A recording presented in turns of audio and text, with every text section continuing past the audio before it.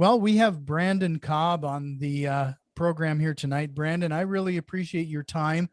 And if you want to take a look at what Brandon does, head over to the House Buyin Guys. That's a BUYIN guys.com for more information.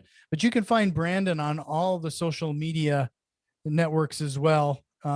It seems like a lot of people, especially real estate investors, seem to settle on LinkedIn lately. I don't know if you've been on there a lot, but I'm sure seeing a lot of people shifting over to LinkedIn all of a sudden.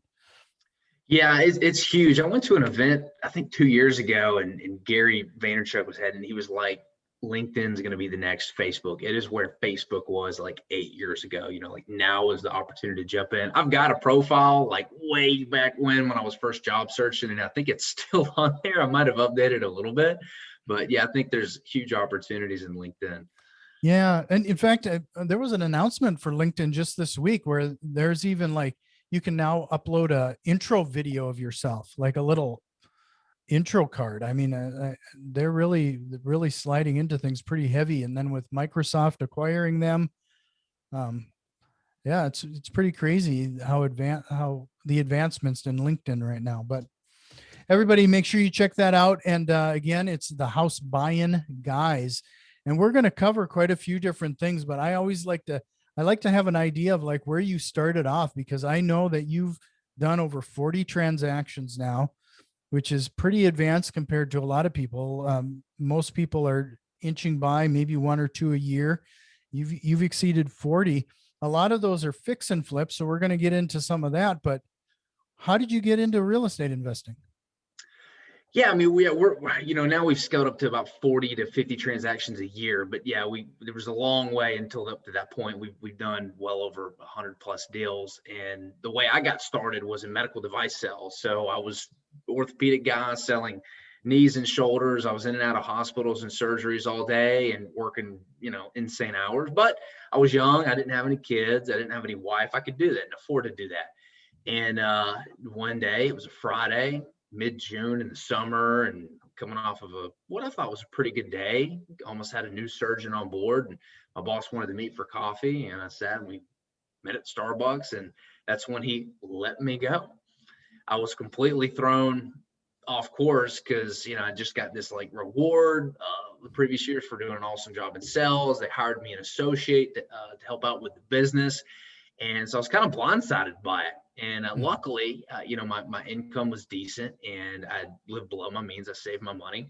And so when I got let go, it wasn't like I was in an immediate position to go out and get another job. And I said, well, let me give myself an ultimatum. If I don't make any money by December, about 6 months, doing some kind of entrepreneur thing, don't know what it's going to be yet, I'll go back and I'll get a job. So I started doing tons of things. I started going to real estate events. I think I started like an own blog. I tried to start like a course on how to break into medical device sales. So I was all over the place, but I knew real estate had something that always kind of had like an itch, and I wanted to scratch it. So I started networking. I knew that I didn't know what I didn't know, and I needed a partner or find somebody, a mentor to help me out.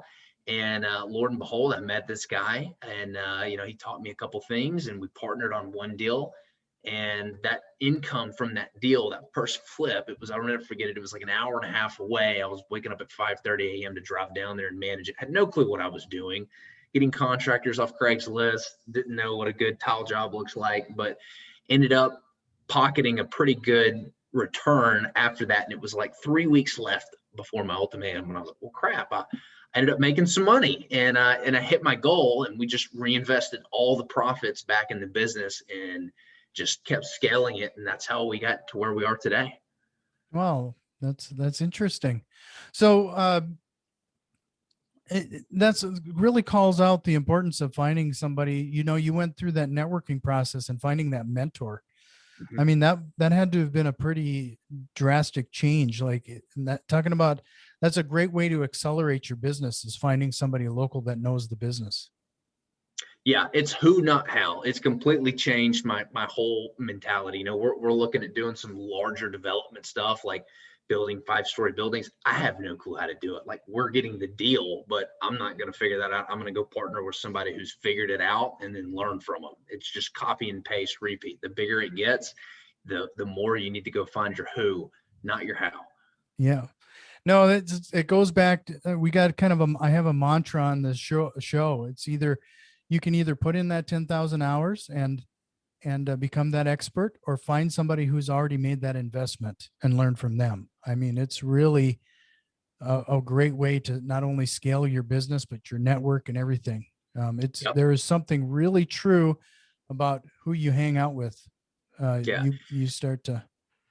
It really is wild. One thing that I learned when I was sitting down and just thinking of all the things that I was grateful for after 2020, I realized that networking provided so much value to my life, not just financially and in the business world. We tend to think of networking and all these opportunities we come across as bettering us financially, but in your other areas of your life as well. I met my, hopefully soon to be fiance through networking, and I looked at all these things. I was like, gosh, for the little amount of networking that I currently do, I've gotten so much value from it in the past. And so one of my goals this year is to have one lunch a week with somebody. I mean, it's someone I know or a new person. And I've hit that goal so far this year. I'm still on track. And the opportunities that have come to me have just been, it's blown me away. It's crazy what your ROI is when you start putting time and effort into networking. That's really interesting. That two things that you've said there is, one thing is that you took a moment and reflected on 2020. Is that something that you picked up recently, or is that something that you've done for a while, is reflect on the previous year? Probably started it 3-4 years ago, and it's a tradition at this point. I just turned 30 years old in July, and so I tend to sit down and go, all right, well, what did I learn in my 20s? What were my biggest takeaways? And so, I'll do that every 5 years or so, sit down on my birthday. But yeah, every year I look back and I analyze things through my body, being, balance, and business, those 4 categories, and how am I doing in each of those 4, and which one needs work, and I'll try to lay out a game plan to take each one to the next level. Wow. That is a lesson right there. So if you guys picked up any hint or clue on what to do, I mean, you should really take Brandon's advice on that. But the other thing that I noticed that you said too is, I found that it's interesting that you selected having a lunch with somebody different every day, like once a week. A lot of people see goals as something that is measurable, whether like in dollars or deals done or something like that. That's really something to be said for putting that down as a goal. I think that's something that a lot of people would miss. Yeah. And I see why nobody connects the dots. It's not, we live in a world where there's so much stuff bombarding our brain every day. We've got email, text messages, TV, screens everywhere we go, billboards, radio. I mean, until you stop down and think, all right, what are the great things that have entered my life and how did they get there, and really think about it and trace it, it's not until you connect the dots that you make the connection. And then you've got the next step, which is actually doing it, right? Mm-hmm. Bill Gates could give you all the plan to becoming a billionaire, right? He can give you the secret formula. Not everybody wants to do that, right? So it all comes down to first being able to identify what was the reason for all these great things that I have. And you can't do that unless you sit down and think about it. And then how do I go about bringing more of that in my life? And that's where the discipline comes into play. Sure. Well, let's move into the some of your real estate investing then. I know a lot of it is rehabbing and fix and flips. Like, how did you decide on that niche? I mean, most people kind of start into real estate investing in wholesaling, frankly. Yeah, when we first started, the first deal I ever did was a flip, and I didn't know what I was doing. I didn't know that there were all these different avenues, but I like to say that I learned from the school of hard knocks. I did have a mentor, but I definitely bit off way more than I can chew. My second deal I ever did was a new construction project, and I mean, it was just a crash course in. Oh, wow. In That is a everything. big project. That'd be The second one. Managed to flip an hour and 15 minutes away. Our third deal was like a wholesale deal. Then it was a new construction deal. We were doing wholesaling in different markets. We were all over the place. There was all these shiny objects. We were going after all of them. And then, I think the second year in business, we're like, we're just going to focus on this one thing. We're going to remove all the shiny objects. We're going to focus on just what we're good at. And that's how flipping came. We knew that we weren't going to have like this big lucrative, like we wanted a lucrative business. We didn't just want to be making passive money, and the wholesaling was great. We could do it, but there just wasn't as much margins in it as there were flipping. We could sit there and make at least 3 times as much gross in the same market flipping versus wholesaling. And we had a vision to develop neighborhoods. I want to build neighborhoods. I wanted to do big commercial developments. And you've got to get into the money raising game and the construction game in order to do that. So we knew that aligned with our vision, and that's how we decided on it. Well, just talking to you in this little amount of time, I can already tell that processes and having things documented is probably a fairly big thing for you. So let's start talking a little bit about those processes. How did you figure this all out? And let's even go back as to could we even maybe follow an example through, like how you found a property and then what you decided to do from there? Yeah. So as far as marketing goes, I'll tell you, when I first started out, the way I got my first deal, and this continues to be the best list for us. And, it's kind of like beating a dead horse, but we do the driving for dollars thing, but we've systemized it. So we use an app called Spotio, and think of it as your Apple Maps. When you pull up your Apple Maps or your Google Maps, you can see your little blue dot right there. And as we're cruising down the street, you pass houses. The houses are on the map. Well, you can just touch each house and it'll mark it. So as you're driving, there's no need to write anything down. So you're just touching these houses as you're driving through these neighborhoods. Obviously we pinpointed and decided which neighborhoods we were going after. We weren't going to go after the multi-million-dollar homes, right? We knew that in our market, most of the financial motivation was in properties that were worth $200,000 or less. So we picked out those neighborhoods, we drove them, we analyzed in the app. Now that app would compile an Excel list. And all we did was we found a virtual assistant in Bangladesh. She works for like $3 an hour. And we sent her this list of, it ended up being about 5,500 properties. I spent 4 hours a day for about 6 weeks, drove every street in Middle Tennessee. And she would get this Excel list. Well, you have a list of properties, but you don't know if the owner lives there or not. So she would then go and plug each one of those property addresses into the property assessor's website that had the mailing address. And she would put the mailing address formatted correctly into Excel. So now we have a marketable list. We would then send that list off to a third-party company, and that third-party company would then send a mailer to it. And we use a program called CallRail that intercepts all the calls. So each mailer, we're only talking about one specific one, but we mail to a bunch of different motivational lists right now. Each one has a phone number where we can track it. So we can track where we get our deals from. We can track the spend that we're spending per deal. And that's how we know 6 months later after we're mailing something, hey, if this list isn't working, but this one is, let's take the dollars we were spending on this list, remove it and plug it into this and double down on it.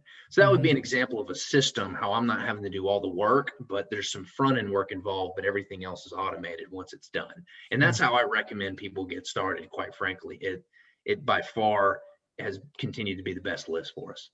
Yeah. Yeah, we actually had Mr. Lecco on I don't know if you know Deal Machine that has they kind of streamline that process a little bit for some people. Yeah, I've seen Deal Machine. We've tried it before, and it's a good product. Yeah. So so you find a deal, and what's your process then for you decide you're gonna fix and flip it, right? So is there a threshold on margin that you need to typically get it for, or how do you come about your numbers? So for us, it's all about a risk standpoint. We like staying in that under 300, under $350,000 price point because that's affordable housing in my market. It's extremely low supply and it's flying off the market. So there's a lot of risk mitigation there. We select that price point because when COVID happened, we didn't feel anything. The higher price stuff started cooking. So we want to make a minimum. I mean, this is minimum 10% of retail. So if it's a $300,000 home, we need to make 30 grand off of it. So we want to factor in a 10% market dip if it happens. So we just lose a little bit, not, lose our shirt because our margins are super low. As far as how we systemize it, we've got a rehab calculator. So all my sales rep does is he just goes in and just plugs in numbers, and it spits out all the repair numbers that he needs. And at the end of it, it automatically calculates the interest rate, everything. I mean, it's really simple. Just go and build out your own guide. I could even post mine on your website if you want to, so people have access to it. But it basically gives my rep a quick maximum liable offer with the sellers to go to. And that's basically how it works. That's how we come up to it. It's pretty easy. Sure. No, that's really generous of you. If you wouldn't mind sharing that, I'd love to share that with the listeners. And in fact, the website itself, because it's a podcasting host, it wouldn't be there. So, but if everybody finds me on the Patreon page, I'll try to get it over there. And then, but again, I wanted to remind everybody to find Brandon Cobb on all of the social media networks. Don't be surprised if people hit you up through Facebook Messenger or something now. But also the HouseBuyinGuys.com. So with all of that, so you're finding the properties, you're going through the rehab. Is there typically a window that you try to get everything rehabbed within? Because I know you've even had extremes, right? I saw at one point you had a 70,000 plus rehab and you pulled it off in 10 days. Yeah, that one was crazy. It's not typical, but I really wanted to challenge my team and show them what was possible, right? Because they didn't think it was possible until they actually see it. So we stacked all the contractors on top of each other. And I'll kind of go into a little bit how we did that. So I think that would be something that your listeners really, really might like. So the way we planned the 10-day flip was, one, we had everybody scheduled, and 80% of a successful flip is all about being able to plan it out. It's all about planning. If you plan it right, the flip's actually a lot easier. People have these nightmare stories, and I'm no exception, of managing these flips and just never wanting to do it again. And that's due to poor planning, quite frankly. So we had all these steps lined up, and we had the contractors stacked, and we use a Gantt chart, and anybody can go look at a Gantt chart. But imagine you've got all your trades laid out in an Excel sheet from top to bottom, and each trade has a designated number of days they're working. And as you go down the list, you make sure you order the trades from start to finish. So if the drywall is ending this day, you know that your painter needs to start this day. And we bid out the Gantt chart so we can actually see everything, and we communicate that with the contractors, and we show them, like, hey, here's the expectation. If you're late, you're going to push everybody else back, and here's what we're trying to do. And we try to get them hyped up about it. We brought some cameras out, we did some fun stuff, fed them every day, did meetings. But the next thing we did is we have a printout that shows, it's a packet, and that packet has every single fixture in the house. It has every single color and where it's going. So the trim color, the wall color, the exterior color. It's got, the shingle type on there. It has, the layout. So we use QB Casa is the app that we use. And you literally can just go in and scan every wall in the room, and it builds out a floor plan. So literally I can give this floor plan, this guide, this packet to a third grader. And the third grader would be able to, okay, the walls are going to be this color. Okay, we're going to use this type of spindle on the deck. Oh, okay, the light in this room is going to look like this.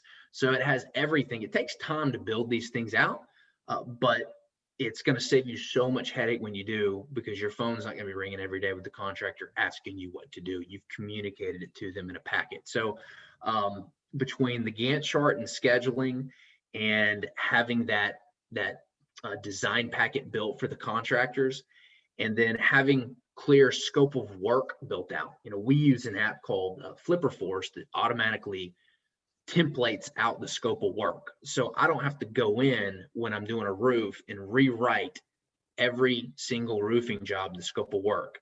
It's templated out in Flipper Force. So you literally just delete the lines that you don't want, and you go, and it's already templated out for every single trade. So you just go in and make the edits, and you're pretty much good to go. So that's huge right there. Having a clear scope of work before you start, having your schedule and your Gantt chart built, your contractors contract signed, and then having a design packet you can give them. If you do those things and you're currently not, it's going to completely change how you flip houses. So, on its surface, that sounds a bit daunting, but frankly, with as many flips you've done here now, with your experience, since you've moved to this type of process, how much time do you believe that alone has saved you going through that planning stage before the flip? I don't even see the houses anymore. Yeah. I mean, I don't, time's relative. My time spent using, doing other stuff, I'm still busy, but doing other things, bringing value added stuff into the company. We're trying to, go into apartment syndication, do some bigger developments. We're doing a ton of new construction this year. I'm not involved at all in that planning process anymore because I, created it, but then I systemized it so that my team can follow it. Every position, I've worked every position in my company. I've answered phones, I've managed projects. And as I'm doing that position, I'm building a guide and I'm documenting out every single task that I do. And I'm giving a tutorial on it. So when I hire that person for that role, I can then plug them into that guide and they know exactly what to do. And I've done that with every position, and I do it with my current position. I'm hopefully going to be hiring a COO in the near future to, run most of the operations. And I've got a guide. Every single thing I do is documented and processed. And so if you're currently not doing that, you need to start doing that because you want to replace yourself, and you can't replace yourself until you've systemized what you're currently doing. Wow, that is a lesson right there. I am you designing and going through this process and systemizing it and putting it into some sort of process oriented. I've been through a number of fix and flips, and if we would have taken the time as you're suggesting early on, we also have a lot of these systems in places now, but I can't even tell you the amount of time and headaches I would have saved if I would have started right and tried to at least start to establish some sort of framework early on. Mm-hmm. Because you'll find out is when you're getting into fix and flipping that first time, you're revisiting the same topics over and over and over with different specialists, whether it's the drywall people, the painters, the plumbers. I mean, you might be talking to different people, but you're talking about the same stuff over and over and over again. Mm-hmm. And to have a packet, like you're saying, that is a game changer in itself. Because like you said, frankly, my expertise is going to be talking to potential sellers, trying to find the next opportunity versus spending 30 minutes talking to the painter that they need to use agreeable gray again. Mm-hmm. Yeah. So no, that's awesome. So when you're talking to the do you talk to the sellers directly, or do you have a sales team now that does that for you? I have a sales team, but that's what I was doing. A tip I'd give people often ask, who do I hire first? And I think the correct answer is, who do you hire last? And the person you hire last is whoever is in your position. So figure out what you're best at. For me, I was best at sales. So that was the last position I hired for because I was really good at it. So that's what I recommend people do. If you're at the point where you need to start hiring, figure out, who you're most in need of, but make sure you don't hire the position that you're best at or the one you enjoy most. Hire that last. Yeah, no, that's a great lesson too. In fact, I'd go as far as saying hire out the things you don't like to do first. I mean, if you find something miserable, those are the things that are usually procrastinating on, and you keep pushing back to do stuff that you actually do enjoy doing. But that other stuff always eventually catches up to you. Yep. Yeah. So with everything you've learned now, you're doing 40 transactions a year. You pretty much have the same partners as you had from the beginning, or are you a lone wolf on this? Yeah, same partner from the beginning. It's just worked out really well. I personally hate construction. I don't like anything about managing contractors or shopping at Lowe's or anything, but any of that stuff. He's really good at it. He's helped systemize and scale the construction services. I'm a sales and marketing guy. I enjoy going out, finding the deals, managing the sales team, and keeping everybody accountable and creating KPIs, key performance indicators, and holding people accountable to those. I enjoy doing that. So we have our strengths and our weaknesses, and he's really good at what I'm not, and I'm really good at what he's not. So it's been a really good symbiotic relationship. It's kind of crazy. I know how rare that is being in this business so long. I see so many partnerships follow up, but it's been a huge blessing. I'm so thankful to have him in my life, and I'm sure he feels the same way. I think one of those things that I've really noticed just in our time together here tonight too is that early on you treated this as a business, which I think is frankly sadly rare. A lot of people they see this as maybe a side hustle or something that almost a hobby like versus you're talking about processes and making everything systematic and systems and project management and everything that I think a lot of people don't take a moment to actually treat it as the business that it is. Yeah, you have to. You have to. If you don't, it's going to be really tough to make money, quite frankly, because it's very competitive. You got to think, if you think this is just a hobby, you're competing against people like me, people like this is your livelihood, right? You feed your family through this. You take it very seriously. So if you go into something thinking it's just going to be kind of like a side hustle, it's going to be very difficult for you to make it, quite frankly. Can you do it? Yes, absolutely. It is possible, but you're not going to have any kind of consistency. Right. And unfortunately, you're talking about fix and flipping, and before we started hit the record button, I run into a lot of people who see fix and flipping, and it's romanticized through HGTV and the DIY network, and they do things. It looks like they do it in a weekend in 30 minutes. Um, it's I think there's just a lot of misunderstanding when people jump into this type of thing. Yeah, well, it's TV, right? So it's designed to entertain you, not give you the facts. And the facts are that those people on the TV show are not actually doing the work. They get out and they put the hard hat and goggles on and slam a hammer in a wall a couple times, make some holes, and make it look like they're doing the work. But you've got a whole crew of contractors behind them that are doing the work. And yeah, a lot of people think it's really easy. They can do it, and then they get in the work. I mean, I don't know which way to swing a hammer, quite frankly. I'm not very good at construction. That was probably to my advantage because it forced me to not do the work myself. I was required to go find the who in order to accomplish that. And it sounds like you majorly found those who through that networking, like you had mentioned before. Networking, networking, networking. Yes. Yeah. So one last time, everybody make sure you head over to the House Buy-In Guys. Look for Brandon Cobb on all the social networks. And I warned you it was coming. Was there a question you wished I would have asked you tonight? What do I wish I had known when I was first starting out? Um, the one good thing I did correctly was I went and found a mentor, right? A partner, somebody who already had the knowledge that I was looking for. I did that. That was really smart.